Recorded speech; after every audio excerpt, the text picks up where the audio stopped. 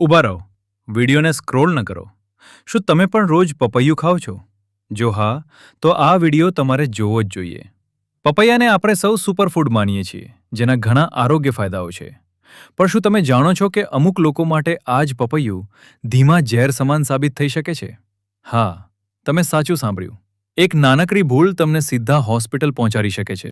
પપૈયું ખાવાથી થતા મોટા નુકસાન કયા કયા છે? કયા લોકોએ ભૂલથી પણ પપૈયાનો ઉપયોગ ન કરવો જોઈએ? અને કઈ વસ્તુઓ સાથે પપૈયું આપણે ક્યારેય ન ખાવું જોઈએ? નહીંતર તમને ફાયદાની જગ્યાએ મોટું નુકસાન થઈ શકે છે. આજે આપણે આના વિશે જ આ વિડીયોમાં વાત કરવાના છીએ.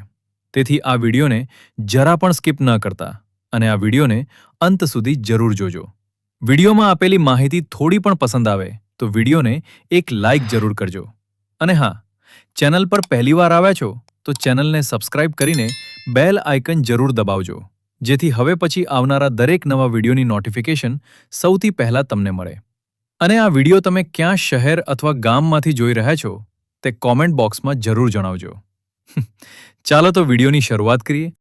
મિત્રો, જેમ કે તમે બધા લોકો જાણો છો કે પપૈયું એક ખૂબ જ આરોગ્યપ્રદ ફળ છે, જેમાં vitamin A, vitamin C, vitamin E અને પેપેન નામનું એન્ઝાઇમ હોય છે, જે આપણા સૌના પાચનમાં ખૂબ મદદ કરે છે.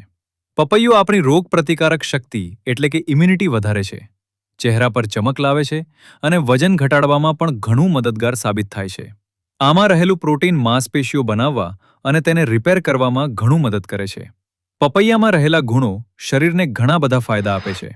પપૈયામાં વિટામિન એ અને વિટામિન સી સારી માત્રામાં હોય છે, જે ચામડીને ચમકદાર બનાવવાનું કામ કરે છે. ચહેરાના ડાઘ ઓછા કરવામાં આપણી મદદ કરે છે. પપૈયામાં ઓછી કેલરી હોય છે અને ફાઇબર સારી માત્રામાં હોય છે, જેનાથી પેટ ભરેલું લાગે છે અને ભૂખ ઓછી લાગે છે, જે વજન ઘટાડવામાં ખૂબ ઉપયોગી છે.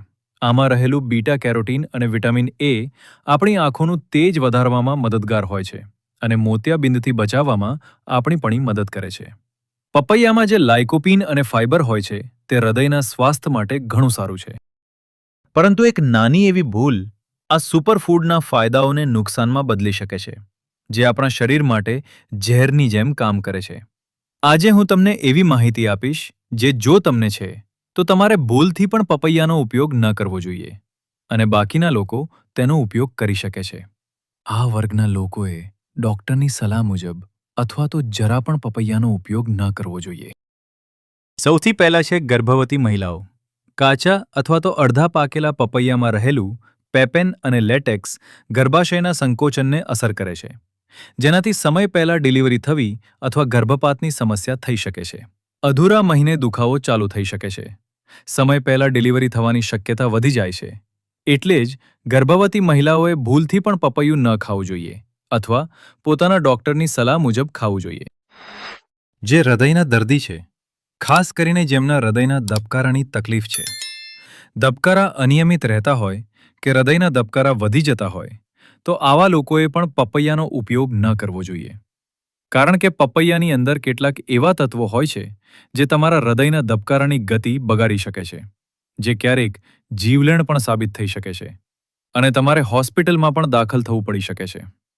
જેમને હૃદયની બીમારી છે અને ધબકારા આગળ પાછળ કે ઉપર નીચે થતા રહે છે, તેમણે પપૈયાનો ઉપયોગ ન કરવો જોઈએ અથવા લેતા પહેલા પોતાના હૃદયના ડૉક્ટરનો સંપર્ક જરૂર કરવો જોઈએ. તેમના કહ્યા મુજબ જ પપૈયું ખાવું અથવા બહુ ઓછી માત્રામાં ખાવું. જો તમને ગભરામણ થાય છે, ચક્કર આવે છે, બ્લડ પ્રેશર લો થઈ જાય છે, તો પપૈયું ખાવાના કારણે આવી ઘણી તકલીફો તમને થઈ શકે છે. ત્યારબાદ આવે છે એલર્જીની સમસ્યાવાળા લોકો. કેટલાક લોકોને પપૈયામાં રહેલા પેપેન એન્ઝાઇમના લીધે એલર્જીની સમસ્યા થઈ શકે છે, જેનાથી ચામડી પર ખંજવાળ અથવા સોજાની સમસ્યા આવી જાય છે. અને જે લોકોને લેટેક્સથી એલર્જી છે, તેમણે પપૈયું ખાવાનું ટાળવું જોઈએ. આનાથી તમને એલર્જીક રિએક્શન થઈ શકે છે, જેમ કે ખંજવાળ આવવી, લાલ ચકામા પડવા, શ્વાસ લેવામાં તકલીફ પડવી, છાતીમાં દુખાવો થવો, ગભરામણ થવી, છીંક આવવી અને ગળામાં સોજો આવવાની સમસ્યા તમને થઈ શકે છે. આવા સમયે તરત ડૉક્ટરની સલાહ લેવાની જરૂર છે. ત્યારબાદ જેમને થાઇરોઇડ એટલે કે હાઇપોથાઇરોડિઝમની તકલીફ છે, તેમણે પણ પપૈયું ખાવાથી બચવું જોઈએ. સામાન્ય રીતે પપૈયાની અંદર એવા તત્વો હોય છે જે થાઇરોઇડને ડિસ્ટર્બ કરે છે. આવા લોકોએ પણ પપૈયાનો ઉપયોગ ન કરવો જોઈએ. આ શરીરની પાચન ક્રિયા પર પણ અસર કરે છે, જેના કારણે થાઇરોઇડના લક્ષણો વધી શકે છે, જેમ કે ખૂબ વધારે થાક લાગવો, વજન વધવું, વાળ ખરવા, સ્વભાવમાં બદલાવ આવવા જેવા લક્ષણો પણ દેખાઈ શકે છે. આવા લોકોએ પપૈયું ખાવાનું ટાળવું જોઈએ. પછી છે કિડની અને પથરીની સમસ્યા. પપૈયામાં વધુ માત્રામાં વિટામિન સી હોય છે અને જ્યારે તે વધુ માત્રામાં શરીરની અંદર જાય છે ત્યારે તે ઓક્ઝેલેટમાં બદલાઈ જાય છે, જે કેલ્શિયમ સાથે મળીને કિડનીમાં પથરી બનાવી શકે છે. જે લોકોને પહેલાથી જ કિડનીમાં પથરીની સમસ્યા છે તેમણે પપૈયું ખાવાનું ટાળવું જોઈએ. અથવા એવા લોકો કે જેમણે હમણાં જ સોનોગ્રાફી, અલ્ટ્રાસાઉન્ડ કરાવ્યું છે અને તેમાં પથરીની શરૂઆત દેખાતી હોય તો આવા લોકોએ પણ પપૈયું ખાવાનું ટાળવું જોઈએ. અથવા ડોક્ટરની સલાહ મુજબ મર્યાદિત માત્રામાં જ ખાવું જોઈએ. ડાયાબિટીસના દર્દીઓ માટે પપૈયું ખાવું હાનિકારક બની શકે છે. આમ તો પપૈયામાં સુગરનું પ્રમાણ ઓછું હોય છે, પણ તેમ છતાં તેમાં મીઠાશ તો હોય જ છે. ડાયાબિટીસના દર્દીઓએ આનું સેવન કરતા પહેલા ડોક્ટરની સલાહ લેવી જોઈએ અથવા તો ડોક્ટરના કહ્યા મુજબ માપસર ખાવું જોઈએ. કેટલીક ખાવાની વસ્તુઓ સાથે પણ પપૈયાનો ઉપયોગ બિલકુલ ન કરવો જોઈએ, જેમ કે પપૈયા પછી તરત જ દહીં, ખાટા ફળો, સંતરા, લીંબુ વગેરેનો ઉપયોગ અથવા તો દૂધ, ચા, કોફીનો ઉપયોગ પણ ન કરવો જોઈએ. પપૈયાને ટામેટાં અને કાકડી સાથે પણ સલાડના રૂપમાં ન ખાવું જોઈએ, કારણ કે બંનેમાં અલગ અલગ એન્ઝાઇમ હોય છે જે પાચન ક્રિયાને અટકાવી શકે છે. તમને પેટ ફૂલવા અથવા અપચાની સમસ્યા કરી શકે છે. પપૈયાની સાથે મધનો ઉપયોગ પણ ન કરવો જોઈએ, કારણ કે કેટલાક લોકો માટે આ એલર્જીનું કારણ બની શકે છે, જેનાથી પેટમાં ચૂંક આવવી, ઉબકા આવવા, ઉલટી થવી અથવા ચામડી પર લાલ ચકામા પડવા, દાણા નીકળવા જેવી આડઅસર તમને થઈ શકે છે. જો તમે નથી ઈચ્છતા કે પપૈયાનો મીઠો સ્વાદ તમારા માટે કડવી યાદ બની જાય, તો તમારે આ વસ્તુઓની સાથે પપૈયાનો ઉપયોગ ન કરવો જોઈએ. અને આ વર્ગના લોકોએ પપૈયું ખાવાનું ટાળવું જોઈએ. જો તમે આ વર્ગમાં નથી આવતા, તો તમે પપૈયાનો ઉપયોગ કરી શકો છો. પરંતુ કેટલાક લોકો વિડીયોને સ્કીપ કરીને જોશે અને થંબનેલ જોઈને જ પોતાની ખરાબ કોમેન્ટ કરવાનું શરૂ કરી દેશે. તો પ્લીઝ એવા લોકોને વિનંતી છે કે વિડીયો પૂરો અને સ્કીપ કર્યા વગર જુઓ અને સમજવાનો પ્રયત્ન કરો કે મેં આ વિડીયોમાં શું સમજાવવાની કોશિશ કરી છે. તમને પપૈયું ખાવાના ફાયદા અને નુકસાન આ બંને પાસા વિશે જાણકારી હોવી ખૂબ જ જરૂરી છે.